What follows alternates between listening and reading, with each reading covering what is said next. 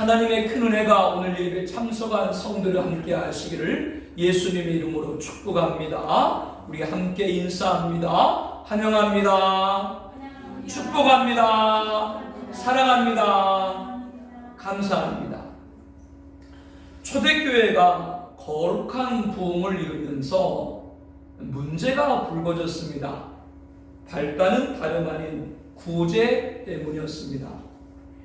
우리가 지난 시간 배운 것처럼 사도들은 종교 지도자들이 다시는 예수 이름 전하지 말라 위협을 받았음에도 굴하지 않고 하나님 말씀을 담대히 전하게 달라고 기도를 올렸죠. 이렇게 은혜 받은 성도들은 하나로 결속되었고 유무상통합으로 아름다운 공동체 생활을 하였습니다. 성도들은 자신의 소유를 사도들 발 앞에 두었고 그들이 각 사람의 필요에 따라 나눠줬다. 사도행전 4장 35절에 말씀합니다. 이와 같이 성도들의 자발적인 헌신이 계속되었고요. 사도들은 객, 나그네와 고아와 과부를 돌보라는 하나님의 명령을 따라 구제로 섬겼던 것이죠. 그런데 이 구제하는 일에 형평성의 문제가 발생을 한 겁니다. 그때 제자가 더 많아졌는데 헬라파 유대인들이 자기의 과부들이 매일 구제에 빠짐으로 히브리파 사람을 원망하니, 헬라파 유대인은 헬라어를 구사하는 유대인을 가리킵니다. 이스라엘은 제1차, 제2차 유대 로마 독립전쟁에서 로마에게 멸망당했고 국명은 팔레스타 시리아로 바뀌고 유대인들은 전세계 포로로 끌려가 추방되었습니다. 이때 AD 136년부터 이스라엘이 독립한 1948년까지 거의 2000여 년간 이스라엘은 국가가 없었던 것이죠. 유대인들은 이와 같이 전 세계를 떠도는 디아스포라의 역사를 갖게 됐습니다. 이때 헬라, 즉 그리스, 그리고 그리스 문화권에 있는 각 나라에 흩어져 살던 유대인들이 고국으로 돌아오게 되는데요. 이들을 가리켜서 헬라파 유대인 그렇게 불렀습니다. 그런데 이 헬라파 유대인들 중에 과부들에게 분배하는 구제품이 불균형하다는 목소리가 나기를 시작을 했죠. 헬라파 유대인들은 자신들에 비해 히브리파 과부들은 매일 구제를 받는다고 원망을 했습니다. 히브리파 유대인이란 이스라엘 땅에서 출생하고 성장하여 모국어인 아람어를 사용하고 유대 풍습을 따르는 이들을 가리킵니다. 이스라엘이 망할 때도 이들은 끝까지 이스라엘에 남아서 살던 유대인들의 후손들로 조국에 대한 긍지가 대단했죠. 이런 연유로 예루살렘 교회 안에는 헬라파 유대인과 히브리파 유대인들이 한데 섞여서 구성이 되어 있었습니다. 교회 안팎으로 볼 때 히브리파 유대인이 헬라파 유대인보다 수적으로는 더 많았어요. 쉽게 말하면 헬라파 유대인들은 굴러온 돌들이고 히브리파 유대인들은 박힌 돌에 비유할 수 있습니다. 아마도 외지에서 온 헬라파 유대인들은 주 예수께서 친히 말씀하신 바 주는 것이 받는 것보다 복되도다 이렇게 말씀을 하셨는데 어떻게 이럴 수가 있느냐? 왜 우리 과부들만 구제에서 빠져야 되느냐? 울분을 토하며 흥분을 했던 것 같습니다. 그 당시에도 교회에서는 가난한 이들에게 음식을 대접하는 일을 했습니다. 헬라파 유대인들은 외지에서 온 것도 서러운데 자기네 식구들은 혜택도 제대로 받지 못하면서 봉사일을 더 많이 감당하는 처지가 되니까 불평이 더해진 것으로 보여요. 이렇게 불거진 문제를 사도들이 직접 해결하다 보니 그들도 어려움에 부딪히게 되었습니다.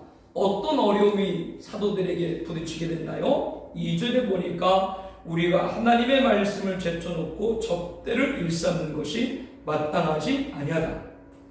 사도들의 첫째 사명은 하나님의 말씀을 전하는 겁니다. 지난 시간에도 나누었습니다만 예수를 전한다는 이유로 종교 지도자들에게 2번씩이나 옥에 갇히고 다시는 예수 이름으로 전하지 말라는 위협을 받았지만 동료들과 함께 주여 이제도 그들의 위협함을 굽어보시었고 또 종들로 하여금 담대히 하나님 말씀을 전하게 하여 주옵소서. 이렇게 간절히 기도하고 무리가 다 성령이 충만하여 담대히 하나님 말씀을 전하니라. 성전에 들어가서 하나님 말씀으로 백성을 가르치더니 이렇게 하나님 말씀을 전하는 것이 사도들에게는 첫 번째였습니다. 그런데 구제로 말미암아 신경을 쓰다 보니까 기도하는 일과 하나님 말씀 사역에 소홀하게 된 거죠. 12사도는 이 문제를 해결하기 위해서 제자들을 불러가지고 형제들아 너희 가운데서 성령과 지혜가 충만하여 칭찬받는 사람 7을 택하라. 우리가 이 일을 그들에게 맡기리라. 성도들 가운데 일꾼을 택해서 구제의 일을 맡기고자 하는 것이죠. 디모데전서 5장 9절에 과부로 명부에 올릴 자는 나이가 60이 덜 되지 아니하고 한 남편의 아내 되었던 자로서 과부의 명부에 올린 즉 초대교회에서는 가난하고 불쌍한 특히 과부들의 명부를 작성해 가지고 그 순서에 따라 구제 대상을 선정을 해서 식량과 생필품 등을 나눠줬던 것을 알 수가 있습니다. 그런데 전순원 바와 같이 오순절 강림 이후 성도들 수가 급격히 늘어나는 거예요. 하루에 3천, 5천 명들이 막 회심했잖아요. 그러니까 교회에 성도들이 많아진 거죠. 그 가운데 헬라파 유대인들에게 속한 과부들이 구제에 빠지거나 그날의 식량을 배급받을 때마다 푸대접받는 경우들이 생겼던 겁니다. 이로 인해서 헬라파 유대인들과 히브리파 유대인들의 불만이 터져나온 것이고 그래서 12사도는 이와 같이 교회 내에 갈등을 해결하기 위해서 우리가 하나님 말씀을 제쳐놓고 적대를 일사하는 것이 마땅하지 아니하니 형제들아 너희 가운데 성령과 지혜가 충만하여 칭찬받는 사람 7을 택하라 제안을 한 거죠. 예전에 사용하던 개역 한글에는 공개로 번역한 접대는 윗사람에게 따뜻한 음식을 드린다, 가져오다, 먹을 것과 입을 것 등 생활에 필요한 모든 것을 제공한다, 극진히 섬겨 보살핀다 라고 하는 뜻이 있습니다. 그러나 본문에서 접대는 교회에서 구제품을 나눠주는 일과 가난한 사람을 돌보는 일, 곧 구제 사업을 의미합니다. 이와 같이 12사도는 교회 안에 잡음을 제거하고 성도 간의 신뢰와 화목을 도모하며 교회의 진정한 사명 곧 기도하는 것과 말씀 전하는 것을 담당하기 위해서 구제와 봉사를 담당할 집사라고 하는 직분을 선약을 했던 것이죠. 교회가 성장해 가면서 성도 사이의 알력, 차별대우, 교육부재 이러한 문제들을 해결할 때 교회 지도자들은 독단적으로 해결하기보다는 성도들의 의견을 수렴하여 위임하는 가운데 풀어가는 것이 현명함을 오늘 본문은 가르쳐주고 있죠. 또한 온 무리가 이 말을 기뻐하였다. 지도자 대언에 지도자가 제안을 하면 성도들이 기뻐하며 적극적으로 참여하는 것 또한 오늘 본문은 가르치고 있다고 하는 것을 잘 명심을 해야 됩니다. 그래서 초대교회는 7집사 스데반, 빌립, 브로보노, 니가모로, 디몬, 파메네 그리고 니골라를 택하게 되죠. 초대교회에서 집사를 선택한 기준에 대해서 사도들은 이렇게 형제들에게 말합니다. 믿음과 성령과 지혜가 충만하여 칭찬받는 사람과 7을 택하라. 우리가 이 일을 그들에게 맡기고 7집사의 자격을 보면 내면적인 면에서는 믿음과 성령과 지혜가 충만한 사람이고 외적인 면에서는 칭찬을 듣고 순결한 사람입니다. 하나님의 일을 하는 데 있어서 첫 번째 믿음이 충만한 사람입니다. 히브리서 11장 5절 6절에 보니까 믿음으로 에녹은 죽음을 보지 않고 옮겨졌으니 하나님이 그를 옮기심으로 다시 보이지 아니하였느니라. 그는 옮겨지기 전에 하나님을 기쁘시게 하는 자라 하는 증거를 받아들입니다. 믿음이 없이는 하나님을 기쁘시게 하지 못하나니 하나님께 나아가는 자는 반드시 그가 계신 것과 또한 그가 자기를 찾는 자들에게 상 주신이심을 믿어야 할지니라. 믿음이 없이는 하나님을 기쁘시게 할 수 없느니라. 다니엘 기도의 셋째 날 성의 강사가 장진숙 작곡가였죠.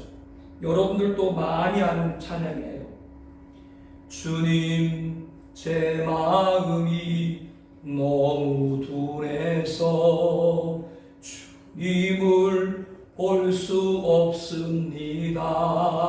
이렇게 시작하는 찬양. 믿음이 없이는 하나님을 기쁘시게 못하나니. 희즈윌이라는 찬양단을 이끌고 있는 장진숙 작곡가가 간증을 했습니다. 아버지가 암으로 일찍 돌아가셨어요.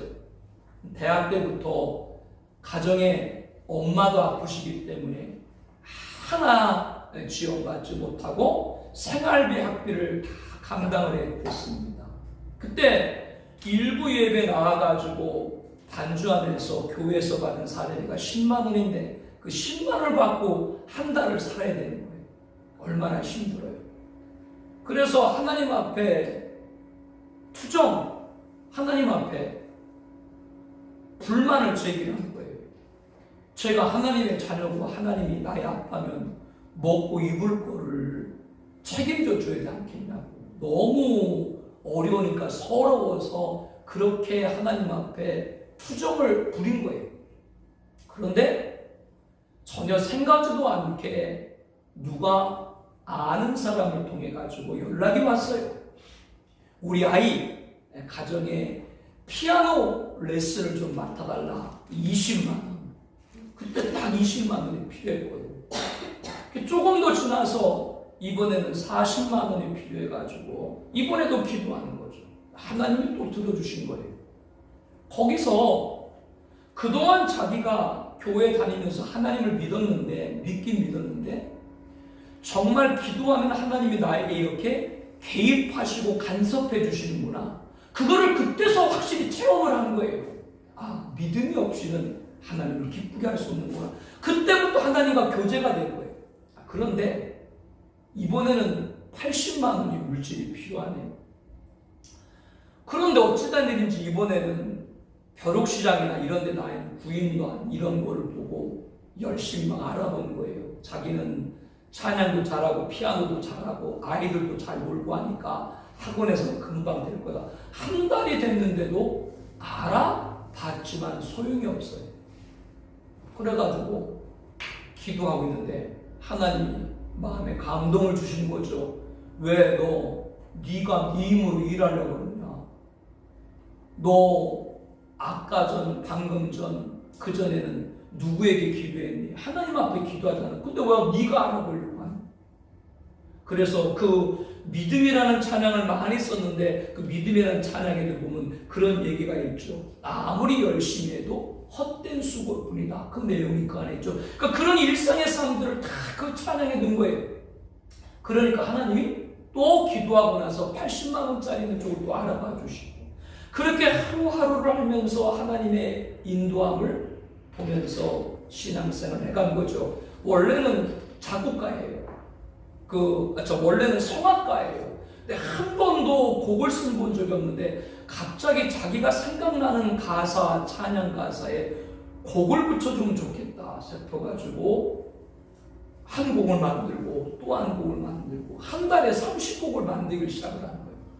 희주이라는 찬양가 오래됐는데 오랜 기간 무명 시간을 많이 가졌죠. 음반을 내야 되는 돈이 없어요. 근데 하나님이 너 대학원 가려고 준비하고 있지 않니? 그 1,000만 원 그거 옷값 깨라. 그래가지고 자기는 무명인데 알아주지 않는데 그 옷값을 깬 겁니다. 그렇게 순종을 한 거죠. 그리고 교회에서 올갱이 낡았어요. 낡았는데 이렇게 보니까 바꾸고 싶은 마음이 감동이 돼서 바꾸겠다고 목사님한테 말씀드리니까 사모님이 말리는 거예요. 천천히 해도 되니까. 왜? 사모님이 그 자매 살아간 어려움을 아니까. 그런데도 마음에 감동되니까 자기 그 있는 중에 있는 걸 다 준비를 해서 올개를 올려드리고 그렇게 그냥 일상적으로 살아가는 거예요. 하나님과 교제를 나누는 거죠. 갑상선 쪽이 안 좋아서 수술을 받는데 부모님이나 보호자 동의서를 받아야 되는데 아버지는 없죠. 혼자 계신 어머니는 아픈데 부산에 계시고 자기는 서울에 올라가 있으니까 아무도 써줄 사람이 없어. 자기가 직접 동의서에 사인을 하고 전신 마취를 하고 다니고 얼마나 아가씨 몸으로 처녀 몸으로 두렵겠어요. 희미하게 이제 수술 마치고 마취가 깨어서 정신이 드는 순간 두 가지를 기도했는데 그 중에 하나가 좋은 신랑감을 위해서 기도를 한 거예요. 앞서 교제하던 남자가 부모님의 반대해서 서로 헤어져야 됐거든요. 누가 내 남편감이 될까? 나한테 문병 오는 사람? 근데 문병을 너무 많이 오는 거예요, 형제들이. 두 번 오는 사람, 두 번 오는 사람 너무 많이 오는 거예요. 태어나서 집에 가지고 이제 음악을 하는 자매니까 CD가 하나 있는데 너무 작아요. 그래서 좀 큰 걸로 CD를 사야 되겠다 해서 중고나라에 알아봤는데 마침 딱 알맞는 게 있어서 연락을 했더니 배달을 해주겠대요. 그 주소를 부르니까 그분이 우리 집에서 지하철로 2정거장이네. 제가 가면서 갖다 드릴게요. 어느 형제분이 와가지고 그 CD를 갖고 와서 주고만 가는 게 아니라 테스트를 해봐야 되니까 제가 한번 보겠습니다. 그래서 딱 설치까지 해주고 같이 또 쳐주고 얘기하다 보니까 믿는 형제. 이것저것 다 얘기하다 보니까 음악을 사랑하고 3시간을 얘기했대. 그 사람이 누가 됐겠어요? 지금 남편이 된 거지. 하나님 얼마나 기가 막히세요. CD를 갖다가 배송했더니 남편까지 배송돼서 온 거예요. 아주 작은 무슨 큰 역사를 이룬 큰 그런 간증이 아니라 아주 일상 가운데 하나님과 교제했던 믿음을 발견하는 거예요. 하나님이 정말로 나를 도우시고 역사하고 계시는구나. 믿음이 없이는 하나님을 기쁘시게 하지 못하는 거예요. 기쁜 자에게 우리 모두에게 믿음입니다. 예수를 믿고 받은 은혜에 감격하여 하나님을 섬길 때 자신도 기쁠 뿐 아니라 교회에도 덕을 세우고 많은 사람에게 유익을 끼치기 때문이죠. 로마서 4장 20절에 말합니다. 믿음이 없어 하나님의 약속을 의심하지 않고 믿음으로 견고해져서 하나님께 영광을 돌리며. 베드로전서 1장 7절에 말합니다. 너희 믿음의 확실함은 불로 연단하여도 없어질 금보다 더 귀하여 예수 그리스도께 나타났을 때 칭찬과 영광과 존귀를 얻게 할 것입니다. 하나님께 영광되는 믿음을 말씀하고 있는 거죠. 교회 직분자가 믿음이 충만할 때 하나님의 영광이 드러나게 되는 겁니다. 두 번째는 성령이 충만한 사람입니다. 우리는 그동안 사도행전 말씀을 나누면서 수없이 성령 충만함을 들었습니다. 교회 시작이고 성령 강림입니다. 그리스도의 영이 없으면 그리스도의 사람이 아니라고 했죠. 성령의 충만이 임한 상태는 그의 생활이 온전히 성령님의 인도함을 따르는 거예요. 우리 함께 고린도전서 우리 말씀을 우리 함께 사도행전 10장 38절 말씀을 함께 보겠습니다. 하나님이 나사렛 예수에게 성령과 능력을 기름 붓듯 하셨음에 그가 두루다니시며 선한 일을 하시고 마귀에게 눌린 모든 사람을 고치셨으니 이는 하나님이 함께 하셨습니다. 성령, 하나님의 일, 선한 일을 성령이 함께 할 수 있다라고 말씀을 하고 있습니다. 초대교회 집사들은 주어진 일을 바르게 처리하는데 성령 은사가 충만했습니다. 항상 성령님의 인도함을 알았다고 하는 겁니다. 세 번째 지혜가 충만한 사람입니다. 이 지혜는 인간의 지혜가 아니라 성령의 충만함으로 말미암은 지혜입니다. 성령의 은사 가운데 지혜의 말씀이 있죠. 이 지혜는 사리를 분별하며 일을 처리하면서 치우치지 아니하는 마음입니다. 지혜가 부족한 사람들은 헬라파 유대인들의 원망을 샀듯이 공평치 못한 일을 행합니다. 그러므로 직분자는 핵심적인 일을 처리할 때 정확한 말씀의 기준을 따라 처리를 해야 됩니다. 그 지혜가 필요하죠. 인생에 실패했을 때 당장 무슨 말씀을 붙잡아야 될지 모릅니다. 성공했을 때 당장 무슨 말씀을 쫓아야 될지 모르기 때문에 교만해지는 경우가 있죠. 그뿐 아니죠. 삶의 공공함에 빠져있는 믿음의 형제와 자매에게 내가 어떤 말씀으로 권면하에 따라서 그 상대가 죽을 수도 있고 살 수도 있죠. 이렇게 말씀이 그 때때마다 생각이 나서 말씀의 기준에 따라 살아가는 지혜가 우리에게 있어야 된다라고 하는 겁니다. 성령께서는 예수님이 우리에게 말한 모든 말씀을 생각나게 하리라 라고 하셨습니다. 이 시편 50편, 이사야 시편 50편 4절 말씀에 이렇게 말합니다. 주 여호와께서 학자들의 혀를 내게 주사 나로 권고한 자를 말로 어떻게 도와줄 줄 알게 하시며 아침마다 깨우치시되 나의 귀를 깨우치사 학자들 같이 알아듣게 하시는도다. 우리 입술을 날마다 우리 입술을 하나님의 말씀으로 말할 수 있게 한다고 하는 겁니다. 우리 잘 아는 말씀이죠. 시편 1편 2절이요. 오직 여호와의 율법을 즐거워하여 그의 율법을 주야로 묵상하는 것이다. 좋은 땅에 뿌려졌다는 것은 말씀을 듣고 깨닫는 자니 결실에 어떤 것은 100배가 되느니라. 주의 말씀은 내 발의 등이요 내 길의 빛이니라. 직분자는 말씀 주야로 묵상하고 수시로 경청하고 매사에 행함이 있어야 됩니다. 말씀은 지혜를 충만하기 때문이죠. 네 번째, 칭찬 듣는 사람입니다. 직분자가 될 사람은 세상이 인정하는 것들로 칭찬받는 것이 아니라 돈이 있어서 칭찬을 듣는 자가 아니라 성령과 지혜가 믿음이 충만해서 칭찬 얻는 분들이 되어야 돼요. 장로나 집사님들 직분자를 선택할 때 그 사람의 신앙이나 인품을 고려하기보다 경제력이나 사회적인 지위를 더 중요히 여기는 경향들이 없지 않아 있습니다. 그로 인해서 상처를 받는 분들이 있기도 하죠.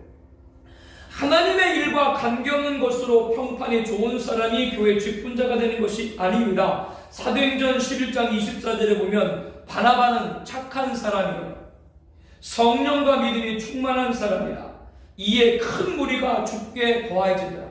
이런 바나바가 바울과 협력해서 안디옥 교회에서 하나님 말씀으로 큰 무리를 가르쳤고 제자들이 안디옥에서 비로소 그리스도인이라 일컬음을 받게 되었더라. 그리스도인이라 일컬음을 받게 되었다라고 하는 것은 믿지 않는 자들에게 인정받았다고 하는 거죠. 순서가 뭐예요? 순서가 먼저 성령과 믿음이 충만했습니다. 직분자는 성령과 믿음이 충만하여 지혜가 있고 그로 말미암아 사람들로부터 칭찬을 듣는 사람들이 되어야 됩니다. 다섯 번째는 순결한 사람입니다.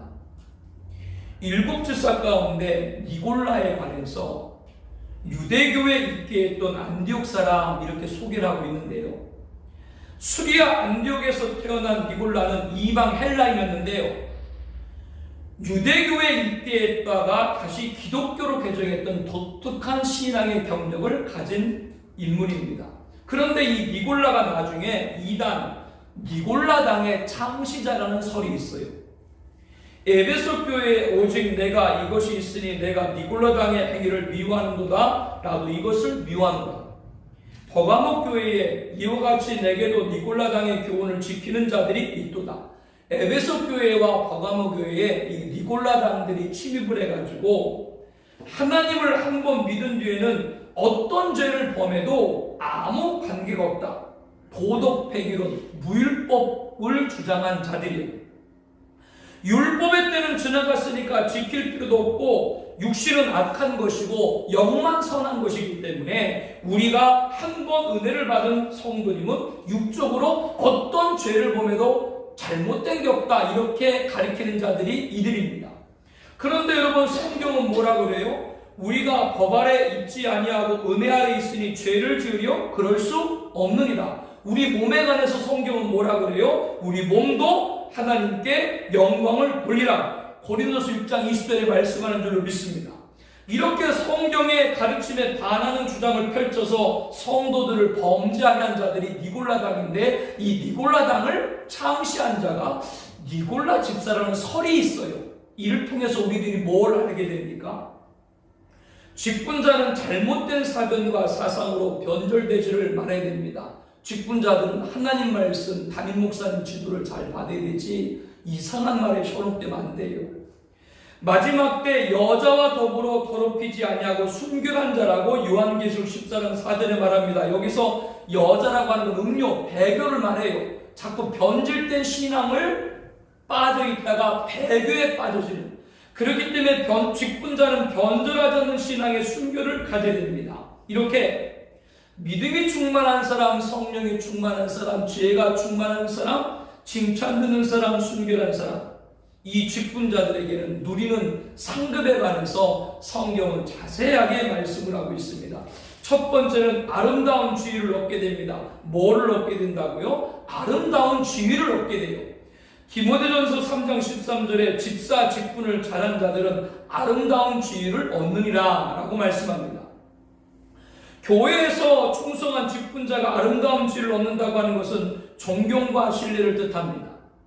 아름다움에는 여러 가지 아름다움이 있습니다. 눈으로 보기 아름다운 시각적인 아름다움이 있고요, 듣기에 좋은 청각적인 아름다움이 있고요, 만져보기에 좋은 감각적인 아름다움도 있고요, 또 도덕적인 아름다움과 경건의 아름다움도 있습니다. 그러나 그보다 차원이 다른 아름다움이 있는데 그것이 바로 신앙적인 아름다움입니다. 신앙적인 아름다움이 뭘까요? 우리 함께 요한복음 8장 12절 말씀을 봅니다. 예수께서 또 말씀하여 이르시되 나는 세상의 빛이니 나를 따르는 자는 어둠에 다니지 아니하고 생명의 빛을 얻으리라.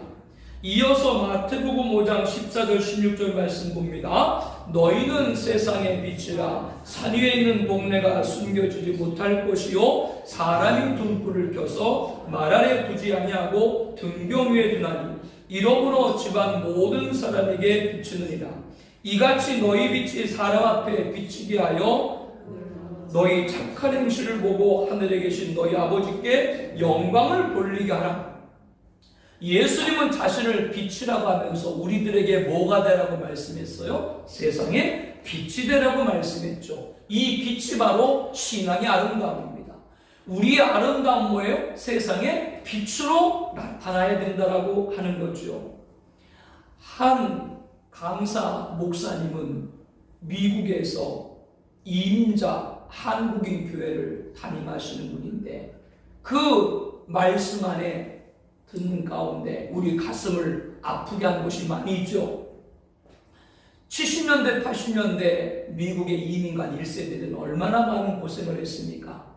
지금 우리나라에 동남아라든가 중국에 근로자들 많이 오셨죠. 그들 와서 얼마나 지금 우리나라에서 고생합니까?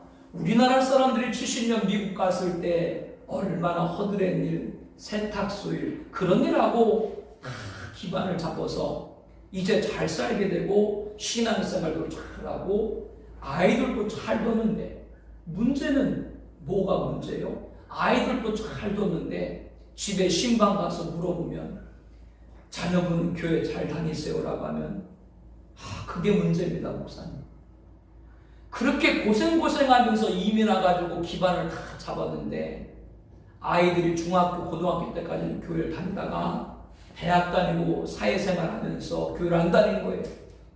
왜 그렇게 됐을까요? 물어보면서 두 가지로 정리가 될 수 있습니다. 하나는 뭐냐면 아이들이 교회를 다녔는데 하나님을 인격적으로 안 만난 거죠. 본인이 예수님을 아직 못 만난 거죠. 예수님이 나의 임금 왕이시고 구주, 나의 주인이라는 걸 아직까지 영접하지 못한 거죠. 두 번째는 아이들이 왜 교회 나오지 않는가라고 분석을 해보니까 아이들이 보기에 우리 엄마 아빠가 교회에 잘 다니는데 엄마 아빠 모습 속에서 예수님을 보이질 못하고 하나님을 보지를 못하는 거예요. 그러니까 교회를 못 다닙니다. 오늘 말씀에 빛이 되라고 하시면서 그들로 너희 착한 행실을 보고 하늘에 계신 너희 아버지께 영광을 돌리라. 이 말씀 들을 때 우리 가슴이 참 무겁고 아프죠. 여기서 그들이라고 하는 건 불신자들도 다 포괄하는 말이죠. 예수 믿지 않는 불신자들이 우리를 보고 하나님의 살아계심을 알게 된다고 하는 말씀입니다. 나는 하나님을 믿지 않지만 당신을 보니까 하나님이 계시긴 계신가 보네요. 여러분 그런 말 들어본 적 있으세요? 그렇게 말한 분들이 그동안 당신을 쭉 지켜봤는데 당신을 보니까 나도 정말 교회에 나가게 되었네요. 이어지는 역사가 있기를 축복을 합니다. 그 결과는 뭐라 그랬어요? 너희 아버지께 영광을 돌리가라. 누구에게? 하나님께 영광이 되는 것이죠. 충성한 직분자들에게 주어지는 첫 번째 상급은 세상에 빛으로 나타나는 아름다운 질입니다. 가정에서 여러분이 빛으로 나타나고, 기업에서 여러분이 빛으로 나타나고, 친구들에게 빛이 나타나서 그것이 바로 여러분들에게 아름다운 지위가 되기를 다시 한번 축복합니다. 충성된 직분자에게 주어지는 두 번째 상급은 착하고 충성된 종입니다. 우리 함께 마태복음 25장 21절 말씀을 보겠습니다. 그 주인이 이르되 잘하였도다 착하고 충성된 종아, 내가 작은 일에 충성하였음에 내가 많은 것으로 내게 맡기리니 내 주인의 즐거움에 참여할지어다. 주인에게 있어서 충성된 종을 만나는 것보다 좋은 일은 없지. 여기 경영하시는 분들도 계시는데, 기업을 경영하시는 분들, 자기와 함께 일하는 분들이 정말로 자기 일처럼 해주면 그것처럼 경영자는 좋은 게 없죠. 그와 같이 예수님도 우리에게 누구를 원하세요? 착하고 충성된 종을 원한다고 하는 겁니다. 예수님은 자신을 가리켜서 요한복음 10장 11절에 나는 선한 목자다라고 말씀을 했죠. 이때 선하다고 하는 말이 바로 착하다와 같은 뜻이에요. 그렇기 때문에 우리의 주님이신 예수님이 착하다고 우리도 착한 자가 되어야 되는 것은 마땅합니다. 착하다는 헬라어 아가도스의 말은 올바르다라는 의미를 갖고 있어요. 착하다는 건 뭐라고요? 올바르다. 누가 보기에 올바르다? 주님 보기에 너 참 올바르다. 이겁니다. 이게 종인 거예요. 충성된 종인 거예요. 그리고 충성하다라는 말이라고 하는 것은 피스티스인데 헬라어로요. 이것은 신실하다라는 뜻이 있습니다. 신명기 7장 9절에 보면 이렇게 말합니다. 너는 알라 오직 내 하나님 여호와는 하나님이시요 신실하신 하나님이시라. 그를 사랑하고 그의 계명을 지키는 자에게는 천대까지 그의 언약을 이행하시며 인애를 베푸시느니라. 하나님은 뭐 하신 분이라고요? 신실한 분이다. 그렇기 때문에 그 신실한 하나님 같이 신실한 언약을 지키는 자에게는 천대까지 인애를 베푼다라고 약속을 해 주신 겁니다. 하나님이 신실하다면 그의 자녀들도 신실이 되죠. 우리는 다른 사람 누구가 아니라 주님으로부터 올바르다. 주님으로부터 너 참 신실하다. 이렇게 착하다, 충성된 종아 칭찬받는 직분자가 되어야 하겠고, 이것이 우리에게 주시는 귀한 상급인 거죠. 충성한 직분자들에게 주시는 세 번째 상급은 생명의 관입니다. 우리 함께 요한계시록 2장 10절 말씀을 보겠습니다. 우리 함께 봅니다. 너는 장차 받을 고난을 두려워하지 말라. 볼지어다 마귀가 장차 너희 가운데서 몇 사람을 옥에 던져 시험을 받게 하리니 너희가 10일 동안 환난을 받으리라. 내가 죽도록 충성하라. 그리하면 내가 생명의 관을 내게 주리라. 하나님은 온 우주를 만드신 아주 높고 넓으신 분이죠. 그러면서 우리 개인의 머리털까지 세신 세심한 분입니다. 아까도 잠깐 간증 말씀드렸잖아요. 20만 원 필요하다고. 그 작은 것 아니에요? 그런데 그 순수한 고백으로 하나님이 바로 역사하듯이 아주 우리의 작은 것 알아요. 이것은 어떤 의미냐면 우리가 열심히 하고 싶지 않아서 열심히 못하고, 우리가 안 하려고 해서 안 하려고 하는 것이 아니라 우리가 연약해서 열심히 하고 싶어도 못하고, 우리가 아직까지 주님 앞에 온전히 무릎 꿇음이 약해가지고 온전히 하지 못한 이런 연약한 걸 하나님은 다 하세요. 다 하시고 여러분들이 그 어렵고 힘든 중에도 정성과 노력을 다 하는 걸 아세요. 그렇기 때문에 그 죽도록 충성하는 자에게 뭐를 약속하셨어요? 생명의 관을 약속을 해 주신 겁니다. 여러분, 성숙한 직분자는 순간적으로 이루어지는 것이 아닙니다. 좋은 직분자가 되기 위해서는 계속적인 훈련과 성장이 필요합니다. 계속적인 훈련과 성장에는 담임 목사님 지도를 잘 받는 게 필요해요. 왜? 말씀을 붙들고 여러분들을 위해서 기도하는 건 담임 목사이기 때문에 그래요. 그래서 담임 목사가 권면하면 여러분들이 귀를 담아서 한번 같이 여러분들이 기도를 해보세요. 이렇게 되어질 때 성숙한 직분자로 세워져 가는 것이죠. 환난을 받으리나 그러나 내가 죽도록 충성하라. 죽도록 충성하라 이 말은 무슨 뜻이 있어요? 생명을 다하는 그날까지 충성하라. 사력을 다해서 너희가 충성하라. 어떤 환경에서도 순교적인 각오로 사에게 충성을 하라. 다음 주에 우리가 말씀을 나누겠습니다만 7 집사 가운데 누가 순교를 당합니까? 스데반입니다. 가장 첫 번째 초대교회 순교자는 사도들이 아니고 집사님이었어요. 왜? 죽도록 충성하라. 너에게 뭐를? 생명의 간을 주겠다는 말씀을 알았기 때문이죠. 이것이 오늘 우리들의 직분자가 되길 원합니다. 교회를 어머니같이 사랑할 수 없는 사람은 하나님을 아버지로 사랑할 자격이 없다. 그런 말이 있어요.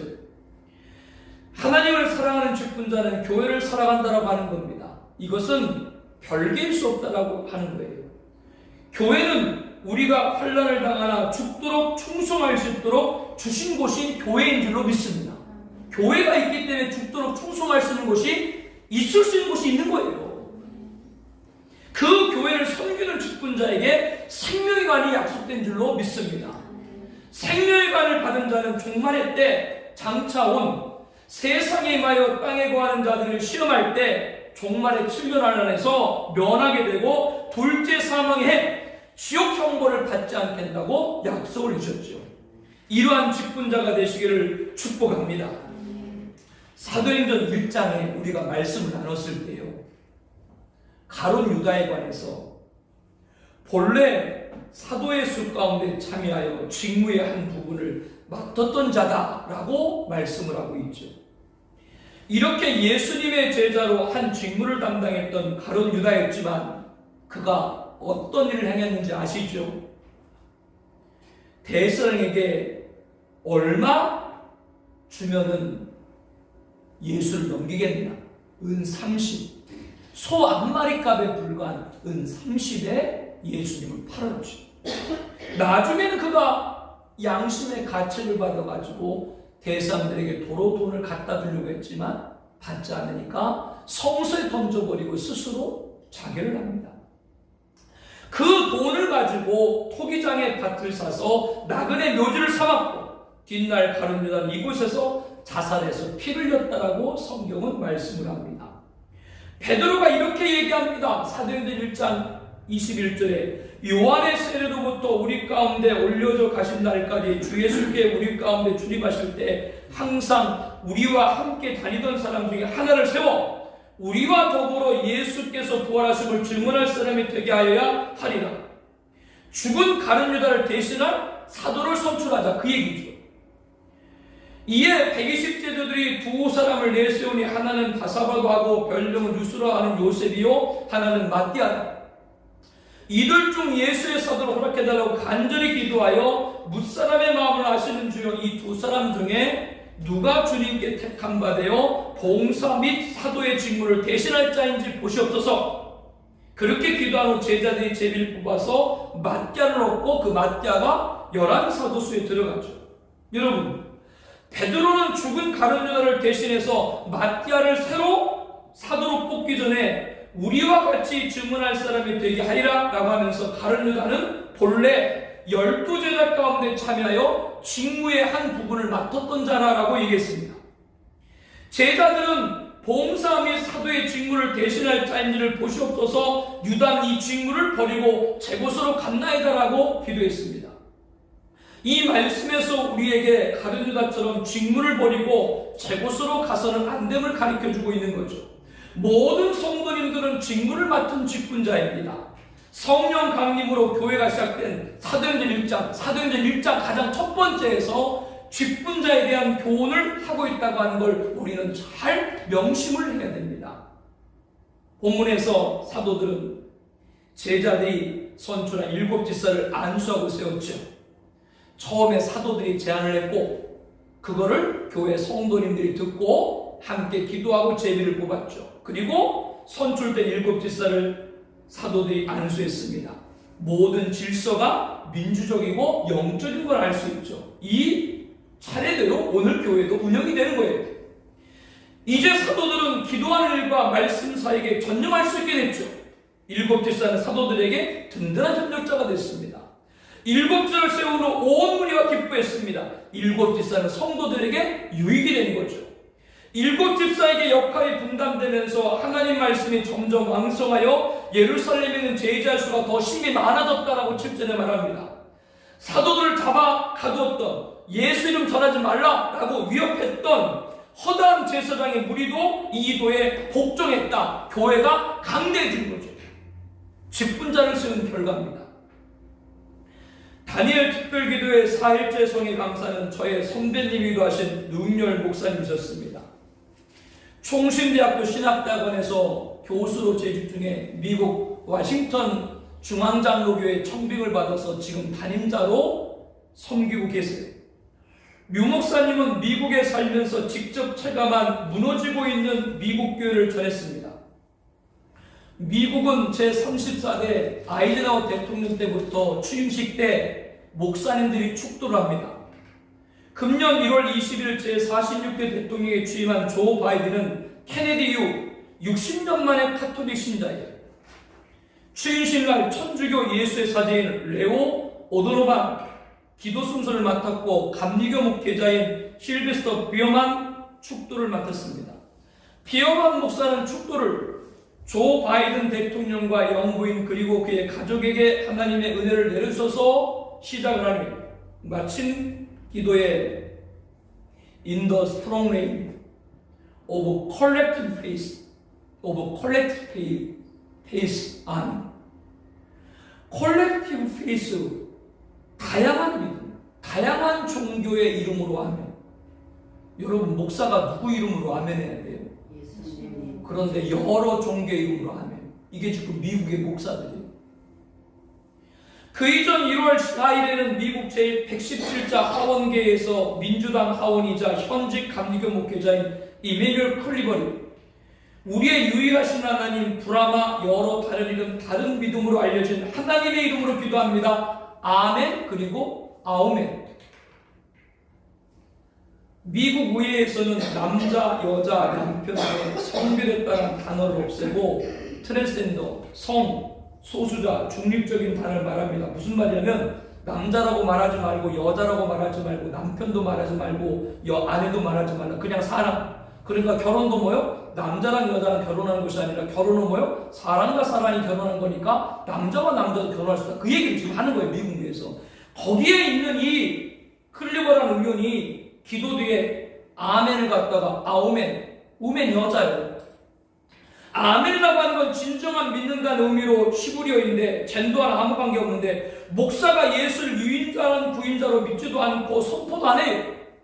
종교다원주의, 종교혼합주의가 배교입니다. 지금 미국이 그런 모습이죠. 저는 여러분에게 수없이 마지막 때 배교에 빠져서는 안 된다고 말씀드렸습니다. 말세 이르기 전에 배교가 있을 것이라는 그 말씀과 일치하는 시대에 우리가 살고 있죠. 류은열 목사님은 몇 해 전 미국 버지니아 의회개혁 기도를 맡아달라고 요청을 했습니다. 의회에서 얘기를 하는 거예요. 여러 종교에 있는 분들이기 때문에 특정 종교를 언급하지 말라고. 아니 목사한테 성경을 말하지 말라고, 목사한테 기독교를 말하지 말라고 목사가 뭘 말해요? 류은열 목사님이 기도했습니다. 기도했는데 맨 마지막에 뭐라고 기도했을까요? I pray, 나는 기도합니다. In of the name, 그의 이름으로 기도합니다. 누구 이름이에요? Only save Jesus Christ. 아멘. 예수님의 이름으로 기도합니다. 기도를 마치고 연단에서 내려오니까 많은 미국에 있는 의원들이 예수님의 이름을 당당히 선포하는 걸 보고 감사와 존경을 표했다고 합니다. 여러분, 우리가 지금 어느 시대의 신앙생활이 있는지 깨야 됩니다. 직분자는 다른 거 없습니다. 오직 예수의 믿음 충만하기를 축복합니다. 그리고 성령 충만하기를 축복합니다. 지혜가 충만하기를 축복합니다. 칭찬 듣는 직분자, 순결한 직분자가 되기를 축복합니다. 이 자리에 계신 모든 분들은 직분자입니다. 그래서 목사에게 든든한 협력자가 되고 성도에게 유익이 되고 교회를 강대하게 세워가고 세상으로부터는 하나님의 사업을 인정받는 아름다운 지혜를 얻고 주님으로부터는 올바르고 신실하다, 착하고 충성된 종이라 인정받고, 교회는 우리가 환난당하나 죽도록 충성할 수 있는 교회입니다. 그 교회를 섬기는 직분자이신 생명의 하나 받기를 예수님의 이름으로 축복합니다.